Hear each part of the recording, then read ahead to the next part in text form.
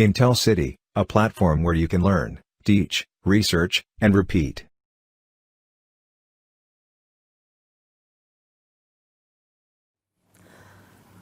आज हमने insertion of n arithmetic means between the consecutive array elements की logic बनानी है, और उसके बारे में थोड़ा सा कॉन्सेप्ट हम पहले देख लेते हैं कि ये अरिथमेटिक मीन होता क्या है। अरिथमेटिक मीन बहुत सिंपल सा है कि आपके पास अगर दो वैल्यूज़ हैं, फर्स्ट के 4 और 6, तो इनका अरिथमेटिक मीन क्या होगा। 4 और 6 ऐड करें तो ये 10 हो जाएगा, 10 डिवाइडेड बाय 2 करेंगे तो वो 5 हो जाएगा। तो आपने क्या करना है, एरे के जो कंसेक्यूटिव एलिमेंट्स हैं उनके दरमियान में, ठीक है, एक नया एलिमेंट की स्पेस क्रिएट करनी है, और उस स्पेस पर आपने 5 यानी कि arithmetic mean between the 2 points, ठीक है, वो आपने इंसर्ट कर देना। ठीक है, तो आप एक अरिथमेटिक मीन भी इंसर्ट कर सकते हैं, आप n अरिथमेटिक मीन भी इंसर्ट कर सकते हैं। ठीक है, मैं ज़रा एक एग्जांपल के तौर पे बताता हूँ। यहाँ पे अगर फर्ज करें आपके पास एक एरे है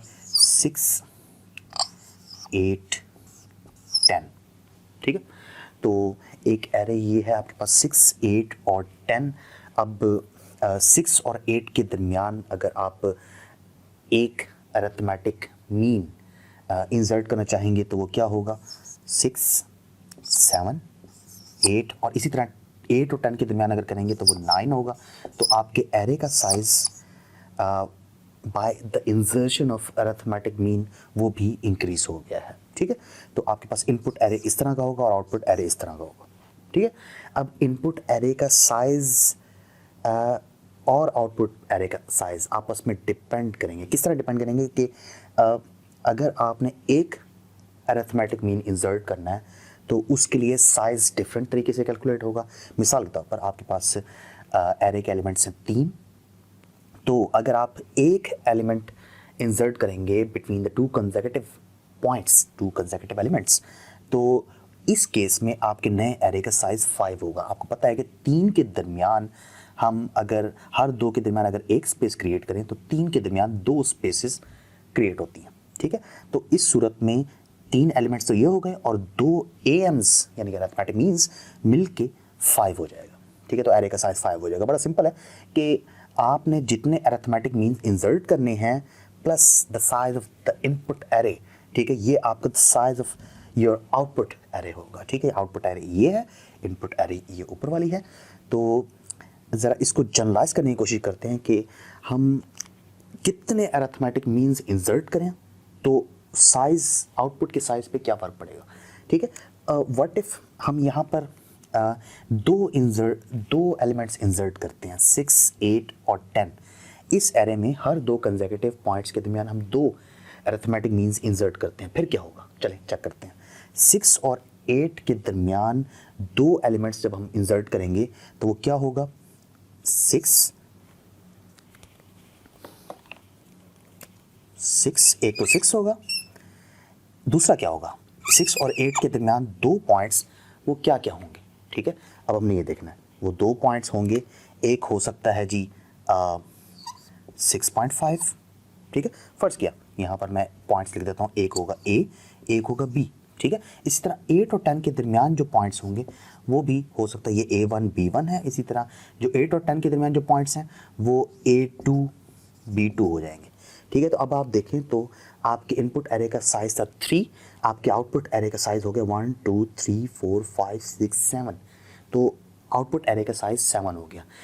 अगर इसको हम नोट करें वो ये है कि 3 एलिमेंट्स तो इनपुट के वैसे ही आउटपुट पे जाएंगे, ये तो क्लियर है।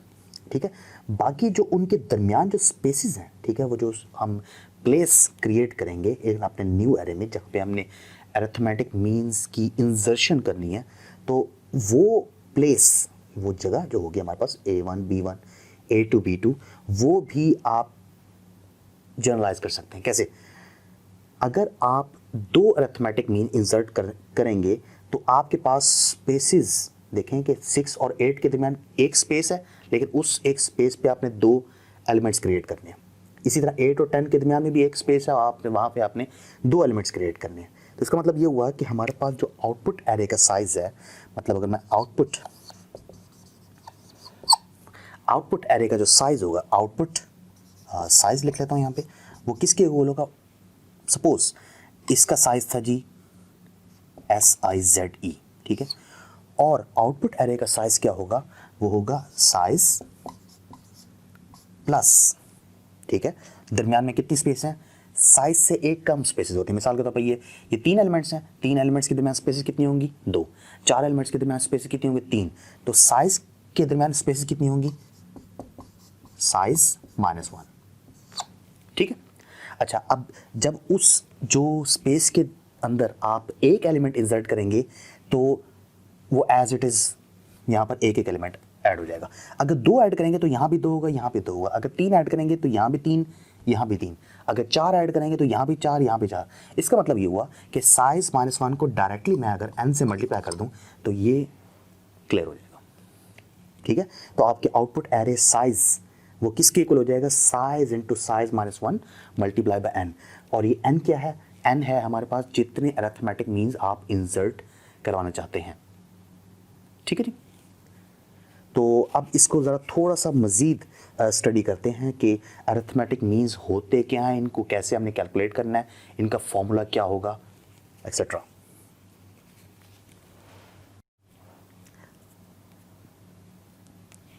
आपके पास एरे एलिमेंट्स फर्स्ट के ये हैं 6, 8 और 16। तो हमें अगर 6, 8 और 16 गिवन है और इस 6 और 8 के दरमियान हमने प्लेस करने हैं एलिमेंट्स, ठीक है, अरिथमेटिक मीन्स। तो अरिथमेटिक मीन्स प्लेस करने के लिए आपको इस चीज़ का अंदाज़ा होगा कि अगर आपके पास एक 6 और 8 है तो आप अरिथमेटिक मीन्स उस वक्त इंसर्ट कर सकते हैं जब ये दोनों इन ये एलिमेंट्स को आप अज्यूम करें कि ये अरिथमेटिक प्रोग्रेशन है। तो फर्स्ट किया मैं 3 अरिथमेटिक मीन्स इसमें इंसर्ट करना चाहता हूँ। तो 6 के दरमियान, 6 और 8 के दरमियान A1, A2 और A3 मैं सपोज कर लेता हूँ, ठीक है।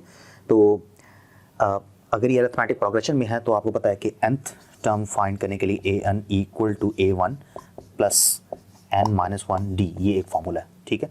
और d कैलकुलेट करने के लिए क्या फार्मूला था? an minus A1 divided by n-1, ठीक है। तो अगर आपके पास d किसी तरह फाइंड हो जाए तो आप क्या करेंगे? आप 6 में d ऐड करेंगे तो A1 आ जाएगा, A1 में d ऐड करेंगे A2 आ जाएगा, A2 में d ऐड करेंगे A3 आ जाएगा। चलें इस एग्जांपल के लिहाज से देखते हैं हम। तो हमारे जो an की वैल्यू है वो यहाँ पे क्या है? an की वैल्यू 8 है, माइनस A1 की वैल्यू क्या है? 6 डिवाइडेड बाय n-1, ठीक है। तो n की वैल्यू टोटल क्या है? 1 2 3 4 5 एलिमेंट्स हैं, 5 - 1, तो डिवाइड करके ये 2 डिवाइड बाय 4 हो गया और d की वैल्यू आपके पास क्या आ गई? 0.5, ठीक है। अब ये जो 0.5 है चेक करते हैं क्या ठीक है या नहीं है। 6 में 0.5 ऐड करें, A1 की वैल्यू क्या हो जाएगी? 6.5। 6.5 में दोबारा से d की वैल्यू ऐड करें तो क्या हो जाएगा? ये A2 7 में d की वैल्यू ऐड करें A3 क्या हो जाएगा? 7.5। चेक करने के लिए क्या हम सही जा रहे हैं? 7.5 में d की वैल्यू मतलब 0.5 ऐड करें तो क्या हो जाएगा? 8। तो ये क्लियर हो गया, हमारे पास d जो है ना वो इस तरीके से हमने फाइंड करना है। तो ये फॉर्मूला ये आपके सामने है, ठीक है। अब इसको हम आगे लॉजिक्स में जाके यूज़ करेंगे। एक बात तो क्लियर है कि अगर आपके पास एरे एलिमेंट्स कुछ इस फॉर्म में है, 6 के बाद एलिमेंट एक आया था जी 8 और इसी तरह 8 के बाद एक एलिमेंट आया था जी 10 फॉर एग्जांपल, ठीक है। ये एग्जांपल के तौर पे लिए मैं। तो 6 और 8 को हमने ये कंसीडर करना है कि these two elements are in arithmetic progression. इसके दरमियान अगर मैंने n अरिथमेटिक पॉइंट्स प्लेस करने हैं, फ़र्ज़ किया n मैंने यूज़र से लेना है, ठीक है। यूज़र ने फ़र्ज़ किया n की वैल्यू दे दी 3, तो इसका मतलब क्या हुआ कि हमने 6 और 8 के दरमियान 3 एलिमेंट्स प्लेस करने हैं और 8 और 10 के दरमियान भी हमने 3 एलिमेंट्स प्लेस करने हैं। अच्छा, n की वैल्यू दे दी, यूज़र आपको इनपुट एरे का साइज़ भी देगा, लेट इट बी S1, ठीक है। 1 2 3 इसका साइज़ 3 था और यूज़र चाह रहा था कि n की वैल्यू 3 है। n की वैल्यू 3 का मतलब 6 और 8 के दरमियान 3 पॉइंट्स, 8 और 10 के दरमियान भी 3 अरिथमेटिक मीन्स। अच्छा, यूज़र की तरफ से n भी ले लिया, S2 भी ले लिया। अब आपको आउटपुट एरे को तो डिफाइन करना है। मैं ज़रा इनपुट एरे का नाम A रख देता हूँ, ठीक है। तो ये A क्या है? एक्चुअली A, ये जो चीज़ है ये एक्चुअली आपके पास A3 है, ठीक है। ये A3 है। n की वैल्यू 3 हो गई, S1 की वैल्यू भी 3 है, ये यूज़र की तरफ से आई है, आप इसे यूज़र की तरफ से सीन भी करवा सकते हैं, मैं यहाँ पे हार्ड ऑर्डर फॉर्म में जा रहा हूँ। 6, 8, 10, n की वैल्यू 3 है, S1 की वैल्यू 3 है। अब आपको इसके अंदर कितनी दफ़ा डीज कैलकुलेट करने पड़ेंगे ये हमने देखना है। हमें 2 दफ़ा डीज कैलकुलेट करने पड़ेंगे क्योंकि आपके एरे का साइज़ क्या है 3, तो आपको दरमियान में कितनी दफ़ा आपको स्पेसेस क्रिएट करके अरिथमेटिक मीन्स कैलकुलेट करना पड़ेगा, 2 दफ़ा। एक यहाँ पे अरिथमेटिक मीन्स प्लेस होंगे और एक इन दोनों के दरमियान अरिथमेटिक मीन्स प्लेस होंगे। तो क्योंकि मैंने अभी एरेज बिल्कुल यूनिफॉर्म लिखा है, 6, 8, 10 लिखा हुआ है, तो इसलिए दोनों का डी सेम आएगा 0.5। 6 और 8 के दरमियान भी 0.5 और 8 के दरमियान 8 और 10 के दरमियान भी 0.5। अगर ये हो सकता है ये 16 होता तो हमारे पास जो डी है वो इस पैच के लिए भी डिफरेंट आता और इस पैच के लिए भी डिफरेंट आता।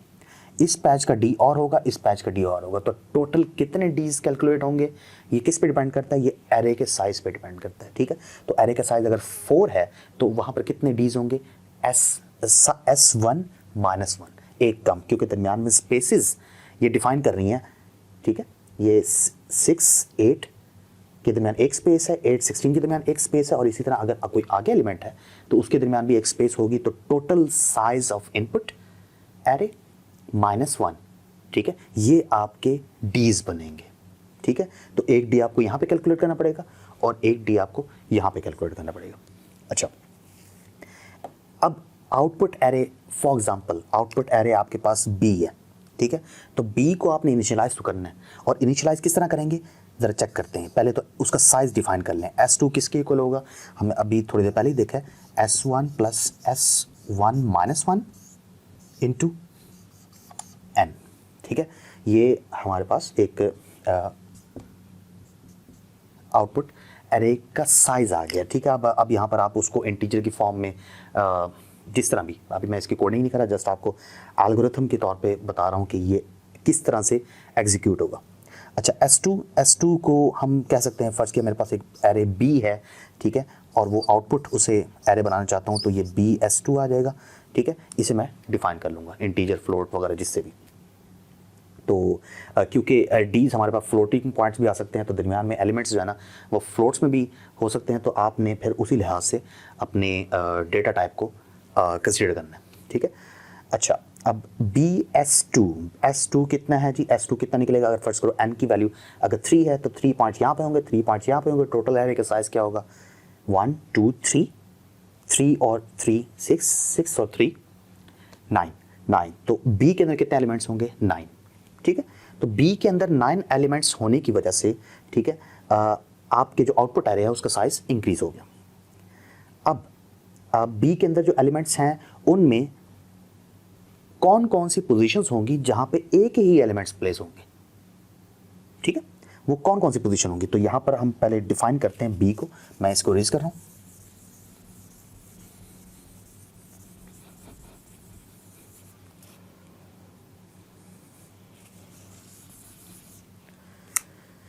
तो B यहां पे लिखते हैं, B 6, 8 और 16, A1, A2, A3, 3 पॉइंट्स यहाँ पे हो गए। फर्स्ट के इसको मैं B1 कह देता हूँ, B1, B2, B3, 3 पॉइंट्स यहाँ पे हो गए। ठीक है, तो 6, A1, A2, A3, 8 B1, B2, B3, 16। ठीक है, आपके पास अब पॉइंट्स कुछ इस तरह से बन गए। इसका डी सेपरेट कैलकुलेट होगा और इसका डी सेपरेट कैलकुलेट होगा। ठीक है, अब ए के अंदर जो एलिमेंट्स थे वो 0 पे, मतलब 0 इंडेक्स पे 6 पड़ा हुआ था, 1 इंडेक्स पे 8 था और 2 इंडेक्स पे 16 था। जबकि आउटपुट एरे में 0 इंडेक्स पे 6 है, 1, 2, 3, 4 इंडेक्स पे 8 है, 5, 6, 7, 8 और इंडेक्स नंबर 8 पे आपका 16 है। तो कुछ लॉजिक यहाँ पे बन रही है कि आपके ए के जो एलिमेंट्स हैं, ए यानी कि इनपुट के जो एलिमेंट्स हैं वो आउटपुट पे जाएंगे, लेकिन किन पॉइंट्स पे जाएंगे, वो जाएंगे 0, 4 और 8। और ये 0, 4 और 8 कहाँ से आएगा, 0, 4 और 8 कहीं पे जनरल टर्म के साथ हम मिला सकते हैं, नहीं मिला सकते। अगर हमने 3 पॉइंट्स इंसर्ट करने हैं तो आपका जो एरे जो इनपुट एरे आउटपुट एरे पे मैप होगा इन द फॉर्म ऑफ 6, 8, 16, तो वो n+1 वाली पोजीशन पे मैप होगा। कैसे? n+1, 0 वाला 0 पे है, 1 वाला n+1 क्या था, n की वैल्यू क्या थी 3, 3 + 1 4 इधर चला गया। 2 वाला भी n+1, ठीक है, n+1 पे जाके मैप हो गया। अब ये n+1 ये एक्चुअली 4 है, n+1 4 है, तो आप इसको 0 को 4 से मल्टीप्लाई करें 0 आएगा, 1 को 4 से मल्टीप्लाई करें 4 आएगा, 2 को 4 से मल्टीप्लाई करें 8 आएगा। मतलब आप इनपुट एरे को देखें और उसको ट्रैवर्स करें, i की वैल्यू जब 0 होगी, ठीक है, उस i को 4 से मल्टीप्लाई करें वो 0 ही रहेगा। जब i की वैल्यू 1 होगी तो उसको 4 से मल्टीप्लाई करें वो 4 हो जाएगा, 8 अपनी पोजीशन पे चला गया। जब i की वैल्यू 2 होगी तो उसको 4 से मल्टीप्लाई करें तो वो 8 हो जाएगा। तो इसका मतलब ये है कि आपने अपने जो एरे के एलिमेंट्स हैं वो आपने सक्सेसफुली इन रिक्वायर्ड पोजीशंस पे प्लेस कर दिए। ठीक है, तो अब इसके लिए इसका एक सिंपल सा कोड लिखते हैं, फॉर लूप यूज करना पड़ेगा। For int i = 0, i is less than and equal to what। ठीक है, अब ये जरा थोड़ा सोचना है, ये हम बाद में देखते हैं। i is less than equal to what, ठीक है, i++, और यहाँ पे क्या आएगा जो हमने बात की थी कि ai, ठीक है, a के एलिमेंट्स b में प्लेस हो रहे हैं, लेकिन किन किन पोजीशंस पर, n+1 पोजीशन पर। तो यहाँ पे मैं इसको b n+1 इंटू i, तो चेक करते हैं i की वैल्यू जब 0 होगी तो 0 कहाँ पे प्लेस हो जाएगा, 0 पे। ठीक है, बिल्कुल ठीक है। जब i की वैल्यू 1 होगी तो 1 कहाँ प्लेस होगा, 4 पे, क्योंकि n की वैल्यू 3 है, 3 + 1 4, 4 मल्टीप्लाई बाय i की वैल्यू क्या है 1, तो a1 कहाँ पे जाएगा, b4 पे। ठीक है, इस तरह जब i की वैल्यू 2 होगी तो a2 कहाँ जाएगा, b8 पे। ठीक है, तो यहाँ से ये चीज़ क्लियर होगी कि आपने सक्सेसफुली जो एरे a के एलिमेंट्स है वो b में उन पोजीशंस पर प्लेस कर दिए। इसके बाद हम एज यानी कि जो 6 और 8 के दरमियान जो हमने अरिथमेटिक मीन्स प्लेस करने हैं वो अलग अलग फाइंड करेंगे। ठीक है, तो ये आपके पास एक फॉर लूप है जो कि ये कैलकुलेट कर रहा है। अब आपको ये क्लियर हो गया होगा कि 0 से लेके हमने कहाँ तक लूप को चलाना है। ठीक है, वो कितना चलाना है, जो आपके एरे जो इनपुट एरे का साइज़ है वो क्या है, S1। ठीक है, तो आपने एरे के साइज़ को देखते हुए कितना चलाना होगा, S1 - 1, S1 - 1। ठीक है, तो S1 क्या था हमारे पास 3, तो ये 0 से लेके 2 तक एग्जीक्यूट होगा और आपके पास ये जो एरे है ये A B पे मैप हो जाएगा। ठीक है, अब नेक्स्ट हमने क्या करना है, नेक्स्ट हमने ये करना है कि आपने B तो क्रिएट कर लिया, अब आपने जो दरमियान में अरिथमेटिक मीन्स हैं इसको फाइंड करना है। ठीक है, अरिथमेटिक मीन्स बिटवीन 6 and 8 और 8 and 16। अभी तक हमने सारी जनरलाइज टर्म यूज़ की हुई हैं, कोशिश करते हैं आगे भी हम जनरलाइज टर्म यूज़ करें। ठीक है, तो हमने जो एग्जांपल ली हुई थी वो एज इट इज़ वही एग्जांपल लेते हैं। 6 था हमारे पास और 6 था, उसके दरमियान हमने A1, A2, A3 प्लेस करना था और उसके बाद फिर एक एलिमेंट 8 आ गया था और उसके दरमियान हमने B1, B2 और B3 प्लेस करना था। ठीक है, और बाद में एंड हम करते थे 16 से। तो आपके आउटपुट एरे का साइज़ टोटल 7 था। ठीक है, ये 3 एलिमेंट्स हमारे ओरिजिनल और 9 था हमारे पास, 3 एलिमेंट्स ओरिजिनल और 3 ये और 3 ये। ठीक है, और अब अगर फ़र्ज़ करें हम इसको एक जनरलाइज इसकी लॉजिक बनाना चाहें कि सबसे पहले हमारा प्रोग्राम क्या करे कि वो 6 और 8 के दरमियान जो अरिथमेटिक मीन्स है वो इंसर्ट करे। इंसर्ट करने के लिए वो डी फाइंड करे, डी फाइंड करने के बाद वो 6 में ऐड करता जाए और जब वो 3 अरिथमेटिक मीन्स फाइंड कर ले, ठीक है, तो उसके बाद वो शिफ्ट हो जाए नेक्स्ट कंसेक्यूटिव एलिमेंट जो कि 8 और 16 थे। 16 और 8 को 16 और 8 वाला पैच यूज़ करके हमने एक और डी फाइंड करना है और वो डी फाइंड करने के बाद हमने 8 में ऐड करना है और वो बी ऐड होते होते हम B1, B2, B3 भी मतलब कैलकुलेट कर लेंगे। ठीक है, तो इस तरह की हमने एक जनरलाइज कोड लिखना है। ठीक है, तो अभी ये आपको पता है कि हमने जो टर्म्स यूज़ किए हैं वो n है। n किस लिए हमने यूज़ की थी, n थी the number of arithmetic means जो यूज़र इंसर्ट करवाना चाहता है, और इसी तरह S1 जो था वो हमारे इनपुट एरे का साइज़ था जो कि 3 था, और आउटपुट एरे का साइज़ S2 जो कि इस केस में 9 है। ठीक है, अब आपने इसको अगर देखें तो सबसे पहले आपको क्या कैलकुलेट करना चाहिए, वो है D। ठीक है, D को कैलकुलेट करने के लिए क्या करना पड़ेगा, D इक्वल टू, क्योंकि हमने ये बताया हुआ था कि आप A के एलिमेंट्स जो हैं वो कंसेक्यूटिव एलिमेंट्स, ठीक है, जो आपके पास A है वो क्या था, वो था जी 6, 8 और 16। मैं यहाँ पर ऊपर 6, 8 और 16 लिख देता हूँ, ये है हमारे पास A, ये A था। ठीक है, और ये B जो कि आउटपुट एरे है, ठीक है, वो ये है। तो A है 6, 8 और 16, और आउटपुट एरे है 6, A1, A2, A3, 8, B1, B2, B3, 16। तो D कैलकुलेट करने के लिए आपको क्या करना पड़ेगा, आपको 8 - 6 करना पड़ेगा। ठीक है, 8 - 6 करते हैं। 8 एक्चुअली है क्या, 8 है जी A n+1 है। ठीक है, अगर मैं इसको ith लूप में लिखूंगा तो ये क्या हो जाएगा, तो ये यहाँ पे जाके i+1 हो जाएगा। ठीक है जी, तो A आपके पास है जी i+1 माइनस, ठीक है, हम इसको इसमें से माइनस करते थे। जब आप ये वाला पैच यूज़ करते हैं तो आप एक्चुअली A के एलिमेंट्स को ही माइनस करते हैं, ये एक्सट्रीम समझे पड़े में, an माइनस A1। ठीक है, तो ये एक्चुअली A में क्या है, A में i+1, और ये इससे पीछे वाला एलिमेंट्स i+1 और ai। ठीक है जी, डिवाइड होगा, मैं इसको फॉर लूप में बाद में मतलब इनक्लोज करूंगा, a+1 minus ai divided by n-1 होता था, और n की वैल्यू क्या होती थी, 5। अब वो 5 कहाँ से आएगी, कैसे पता चलेगा कि 5 है। ठीक है, तो आपने ये सोचना है कि दो एलिमेंट्स तो होंगे ही होंगे। ठीक है, और ये दरमियान में जो n है ये भी होगा। ठीक है, तो हम क्या करेंगे, हमारे पास जो n स्मॉल n की वैल्यू है वो एक्चुअली क्या हो जाएगी, n+2। ठीक है, और -1 उस फॉर्मूला का, ये एक्चुअली स्मॉल n था। ठीक है, -1, और ये n+2 -1, तो इसको मैं कलेक्टिवली इसको मैं लिख सकता हूँ n+1 भी लिख सकता हूँ। ठीक है, कैपिटल N, ये +2 और -1 ये +1 हो जाएंगे। ठीक है, तो मैं इसको अभी ऐसे रहने देता हूँ। ठीक है, ये क्यों ऐसा हुआ है, क्योंकि अगर आपने दरमियान में 4 एलिमेंट्स इंसर्ट करवाने तो 4 प्लस ये 2 ये वाले एलिमेंट्स, तो 6 हो जाएगा। तो यहाँ पे क्या है, 3, n की वैल्यू 3 थी, और +2 ये 5 हो जाएगा, 5 - 1 यहाँ पे आ जाएगा।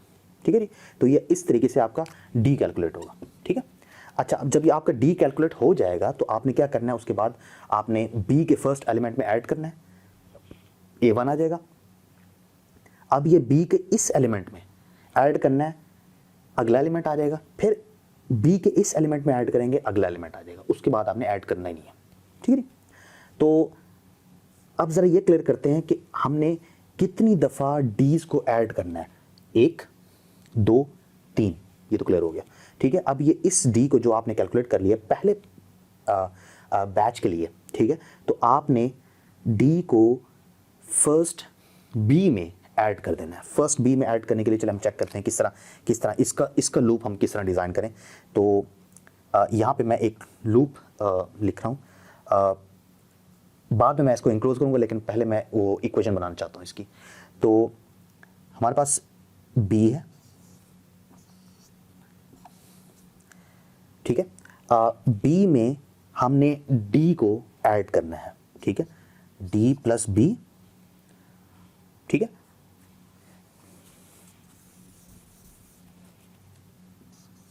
जो B का एलिमेंट नंबर 1 होगा, एलिमेंट नंबर 1 वो किसके इक्वल होगा, एलिमेंट नंबर 1, अभी मैं यहाँ पर 1 लिख रहा हूँ, वो एलिमेंट नंबर 0 को जब आप ऐड करेंगे D में, ये होगा। इसी तरह ये 1, ये एलिमेंट नंबर 1 का मतलब कि एलिमेंट एट द इंडेक्स 1। ठीक है, इसी तरह एलिमेंट एट द इंडेक्स 2, यहाँ पे 2 आ जाएगा, और यहाँ पे क्या आ जाएगा, 1। उसके बाद एलिमेंट एट द इंडेक्स 3, यहाँ पे 3 आ जाएगा, और यहाँ पे क्या आ जाएगा, 2। तो ये 3 दफ़ा लूप जब चलेगा तो आपको जो है ना वो B's के अंदर ऐड होते हुए दिखाई देंगे। ठीक है, तो बड़ा सिंपल है, यहाँ पे मैं एक जगह पे कर लेता हूँ i+1, और इधर मैं कर लेता हूँ i। तो सिंपल है। ठीक है, आप bi को देखें, जब i की वैल्यू 0 होगी तो यहाँ पर b0 क्या है, 6 है, तो 6 में d ऐड होगा और आपके क्या बन जाएगा, b1। नेक्स्ट टाइम जब i की वैल्यू 1 होगी तो b1 ऐड होगा d में, और आपके पास क्या बन जाएगा, b2 क्या था, ये a2 था। अच्छा, इसी तरह जब i की वैल्यू 2 होगी तो b2 ऐड होगा d में, और डी और आई की ये आई की वैल्यू 2 यानी कि बी के B3 पर आपका A3 प्लेस हो जाएगा, ठीक है। तो आई की वैल्यू 2 पर यहाँ पर 2B2 प्लस डी जब आप करेंगे तो ये B3 आपको मिल जाएगा, ठीक है। ये बड़ा सिंपल है, लेकिन प्रॉब्लम यहाँ पे आएगा जब हम इसको लूप्स में इंसर्ट करेंगे, ठीक है। लूप्स में इंसर्ट करने के लिए हमने पहले तो एक तो ये क्लियर कर रहे हैं कि आपने डीज कितने फाइंड करने हैं, इस लूप को आपने कितनी दफ़ा चलाना है और इस लूप को आपने कितनी दफ़ा चलाना है। इस लूप को तो क्लियर है कि इसको तो 2 दफ़ा चलाना है, ठीक है। इसको 2 दफ़ा क्यों चलाना है, क्योंकि आपके पास एरे का साइज़ क्या था 3 और 3 के दरमियान हमने 2 स्पेसेस बनी थी और 2 स्पेसेस में मतलब हमने 2 जगहों पर हमने डीज फाइंड करने हैं, एक वो 6 और 8 के दरमियान और 8 और 16 के दरमियान। अच्छा, अब ये तो चीज़ क्लियर हो गई, ठीक है, लेकिन अभी इसके लूप्स हमने क्लियर नहीं किए। तो लूप्स क्लियर करने के लिए हम ऐसे करते हैं कि सबसे पहले हम डी फाइंड करते हैं, और डी फाइंड कैसे करेंगे और कहाँ तक हम करेंगे उसको देखते हैं। आपके एरे का साइज है 6, 8 और 16। आपने 6 और 8 के दरमियान एक डी फाइंड करना है और 8 और 16 के दरमियान एक डी फाइंड करना है। सबसे पहले डी की बात करते हैं। डी के लिए फॉर लूप मैं वही एक फॉर लूप यूज कर रहा हूं, for int i equal 0, i is less than equal to बाद में करते हैं, और ये i प्लस प्लस, ठीक है। और यहाँ पे as it is D calculate हो रहा है, और डी कैसे कैलकुलेट हो रहा है, डी ऐसे कैलकुलेट हो रहा है i प्लस 1 माइनस ai और डिवाइडेड बाय वो n प्लस 2 माइनस 1 करें, वो मर्जी आपकी, ठीक है। तो मैं वैसे ही आपको समझाने के लिए कि ये जो ये टर्म है ये वो स्मॉल n है एक्चुअली। अच्छा, अब ये d जब कैलकुलेट हो जाएगा आपके पास, तो आपने इस d को कितने टाइम्स ऐड करना है, 3 टाइम्स ऐड करना है, ठीक है। और ये d कितनी दफ़ा कैलकुलेट होगा, ये 2 दफ़ा कैलकुलेट होगा। चेक करते हैं s1 कितना था हमारा, s1 की वैल्यू थी 3, तो यहाँ पे मुझे क्या लिखना पड़ेगा, s1 माइनस 2। चेक करते हैं, क्योंकि हमने इस लूप को 2 दफ़ा एग्जीक्यूट करवाना है और ये डायरेक्टली डिपेंड करता है S1 यानी कि हमारा जो इनपुट एरे का साइज है उस पर डिपेंड करता है। तो 0 से लेके S1 माइनस 2 1, 0 से लेके 1 तक ये लूप चलेगा, मतलब कितनी दफ़ा चलेगा, 2 टाइम्स, ठीक है। तो i की वैल्यू 0 पे ये लूप चलेगा, मतलब d एग्जीक्यूट होगा, 1 दफ़ा कैलकुलेट होगा, और i की वैल्यू 1 पे भी कैलकुलेट होगा। क्लियर हो गया, क्योंकि S1 की वैल्यू 3 थी तो 3 माइनस 2 क्या हो जाएगा, 1। 0 से हम स्टार्ट करें इसलिए हमें यहाँ पर S1 माइनस 2 लिखना पड़ा है। अगर हम 1 से स्टार्ट करते तो यहाँ पे, ठीक है, S1 माइनस 1 ही लिखते। अच्छा, जब आपके पास D कैलकुलेट हो जाएगा तो इसकी कैलकुलेशन के बाद अब हमने इसमें ऐड करना है, और ऐड कितनी दफ़ा करना है, ऐड हमने 3 टाइम्स करना है। और ये 3 क्या है, ये 3 एक्चुअली n है, ठीक है। n क्या था, वो जो यूज़र ने कहा था कि अरिथमेटिक मीन्स इंसर्ट करवाओ, तो ये वो चीज़ है। तो डीज आपने ले लिया, ठीक है। डीज के बाद जो है ना आपने एक फॉर लूप यूज़ करना है, for int j equal 0, j is less than and equal to n minus 1, ठीक है, और j प्लस प्लस, ठीक है। तो j की वैल्यू जब 0 होगी, 0 से स्टार्ट हो रही है, तो यहाँ पे मैंने n माइनस 1 लिखना है। टोटल ये लूप कितनी दफ़ा चलेगा, 3 दफ़ा। 0 से लेके n की वैल्यू 3 है, तो ये 3 माइनस 1 क्या हो जाएगा, 2। 0 से लेके 2 कितने टाइम्स आइट्रेशन कितनी बनती हैं इसकी, 3, एक 0, एक 1 और एक 2 पे ये एग्जीक्यूट होगा, ठीक है। और ये इसके अंदर अब हमने स्टेटमेंट अपनी लिखनी है। इस लूप की एंडिंग हो गई, और इस लूप की एंडिंग इसके बाद जो आउटर लूप आई है। अच्छा, अब इसमें जो jth लूप है, इसके अंदर जो इक्वेशन हमने प्लेस करनी है उसको ज़रा क्रिटिकली देखते हैं, ठीक है। और वो क्रिटिकली किस तरह देखते हैं कि क्योंकि हमने जो अभी इससे पहले बनाई थी वो ये थी कि हमने आयत लूप पे बात की थी। आयत लूप में ये कर दिया था कि जो प्रीवियस वैल्यू i की है उसमें d ऐड करो तो नई वैल्यू i की बन जाती है, ठीक है। लेकिन अब d जब डिफरेंट डीज कैलकुलेट होकर आएंगे और अगले पैच के लिए डिफरेंट होगा, तो उस केस में हमारे लॉजिक क्या बननी चाहिए उसके बारे में आप देखते हैं।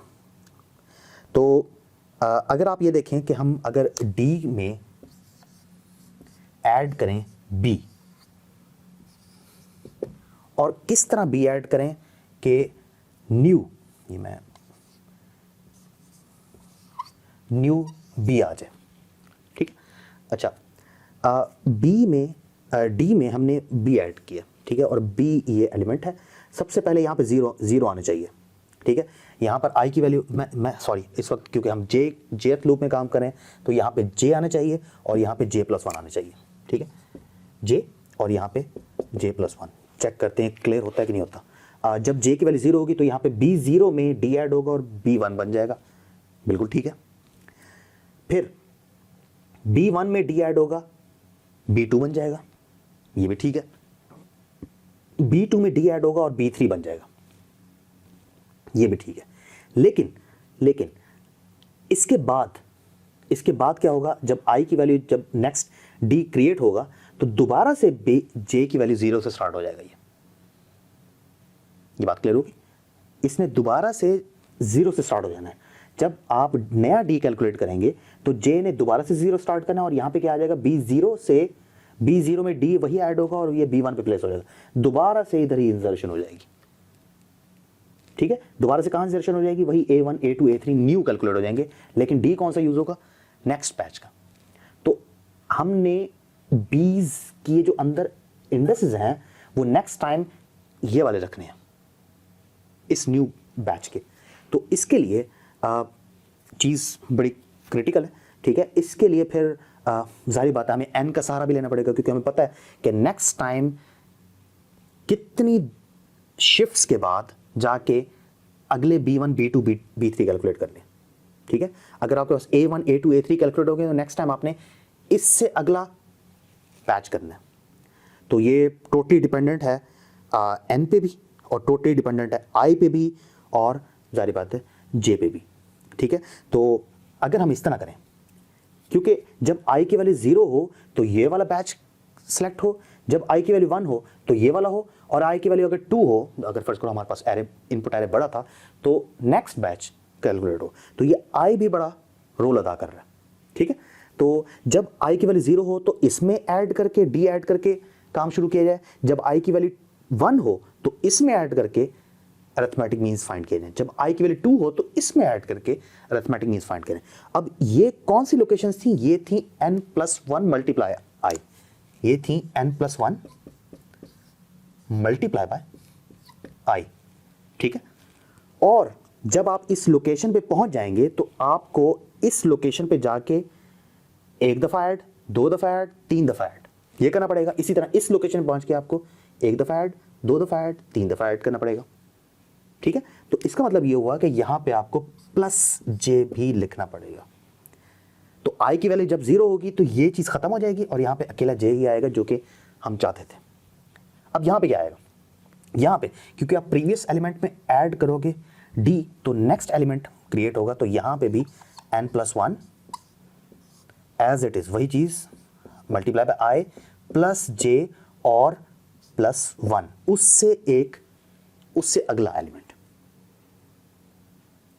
ठीक है जी। जब i की वैल्यू 0 होगी तो यहां तो ये चीज तो बिल्कुल किसी काम की नहीं है, ये 0 है, ये भी 0 है, j कहां पे मैप होगा, j+1 पे, ये अभी हम बात कर चुके हैं। लेकिन जब i की वैल्यू जब 1 होगी तो यहां पे 1 आएगा और ये क्या हो जाएगा 4 प्लस j, 0 1 2 3 4 इसमें ऐड होगा।